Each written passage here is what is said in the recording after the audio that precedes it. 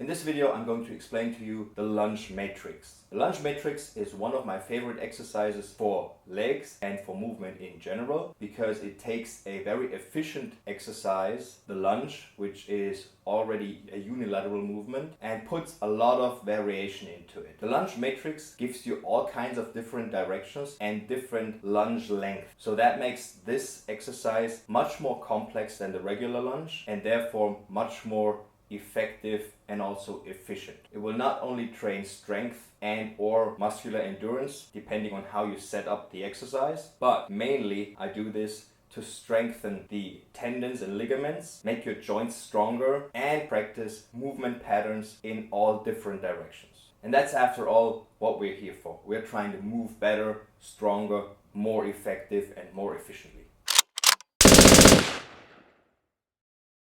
You all know the regular lunge, okay? For the regular lunge, you simply take one step, 90-degree angles in both legs, both knees, get back up.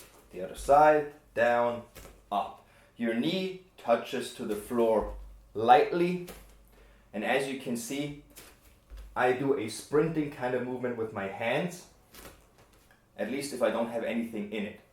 If you carry a rifle professionally, you could also integrate the rifle into your training, and coming from a relaxed, kind of like a patrol position,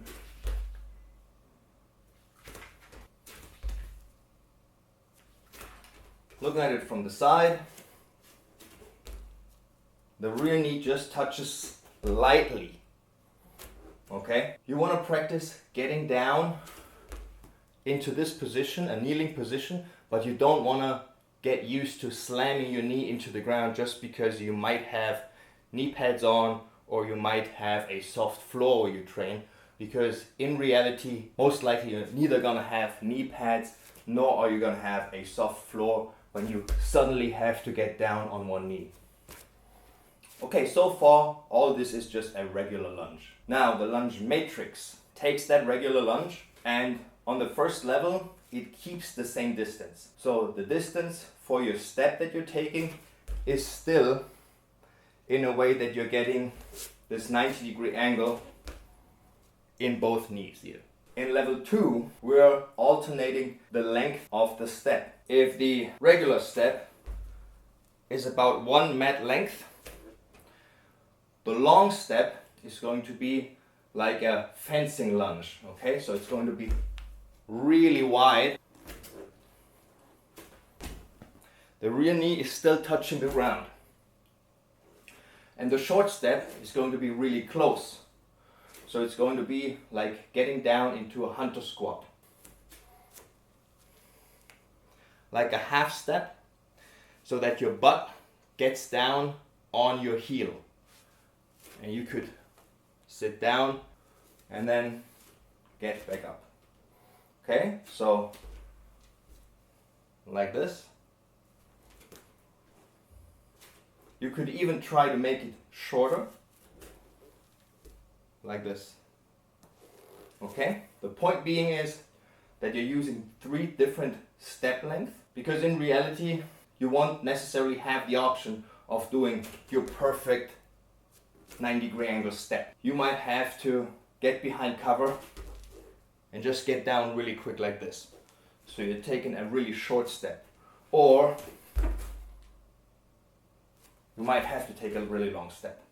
And this will prepare your body for any eventualities. You're still getting the same muscle development in your legs. However, you're adding the directions and the different angles. You're also practicing getting into position in different angles and different distances. And therefore, you're not only training your nervous system to do these movements efficiently and effectively, you're also strengthening the ligaments and the joints to resist the pressure that you get at the different angles. There really is no reason to limit yourself to the old straight lunge and maybe backwards and doing hundreds of reps if you can also do the Lunge Matrix. Now the second part of the Lunge Matrix is obviously the directions. So we are taking 8 directions. Front, back, left, right, and the diagonal angles. You're always starting off with one leg and following up with the second one right after, before you go to the next direction. So we would start going forward, 1 left, 1 right, then we would go to the angle. You start with 1, your foot always faces the direction of the thread. So your foot will always face 12 o'clock basically, okay? Because if you don't, then all you're doing is another forward lunge just facing a different direction. That doesn't make any sense at all, right? So, diagonal, 1, left foot, right foot, okay, to the right. Now you're crossing over, and with the right foot, like this.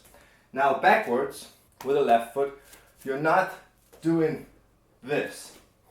Okay, obviously now you would be going backwards. Okay, and with the other one, backwards.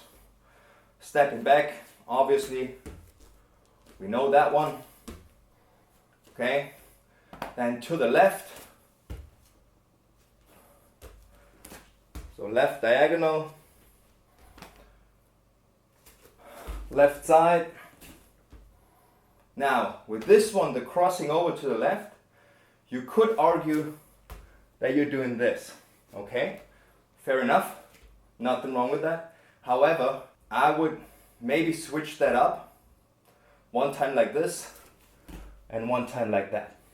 Because you really want to get this crossing over movement, okay? Instead of just always doing the crossing behind movement. Right? Because it's more likely that you have to go into a quick run forward than backwards. And that will be that movement. Okay? And then diagonal to the left. 1, 2. Right? So, putting both of these things together. If you're just starting out, start out with the regular 90-degree step, the middle ground, so to speak. Do a round, maybe do 2 rounds.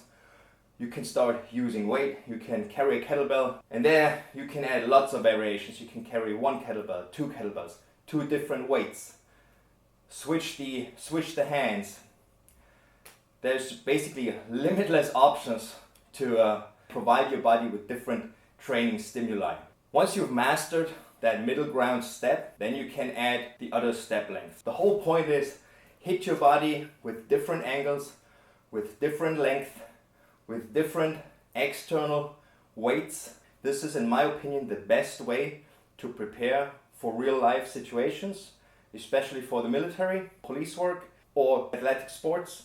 Any situations where you have external forces impacting your performance, okay? So compared to let's say a 100-yard sprint, like an Olympic distance 100-yard dash. You know that you got your lane, you know what the ground is like, the ground is identical all the time. You know your shoes, you know it's that distance, you know a start and stop point. All the factors basically are known. But if you are pursuing a suspect, there are so many things that can happen, and it's definitely a lot more than doing this very well. It requires you to be good and prepared for all eventualities. That will keep you safe, that will keep you healthy. I'm looking forward to reading your comments. If you haven't subscribed to the channel, go ahead. If you know anyone who would like this kind of information and who needs it for his profession or for his personal life, please forward the video to him and make sure he doesn't miss out. So remember, it's always about the journey. It's not about the destination. And I'll see you next time.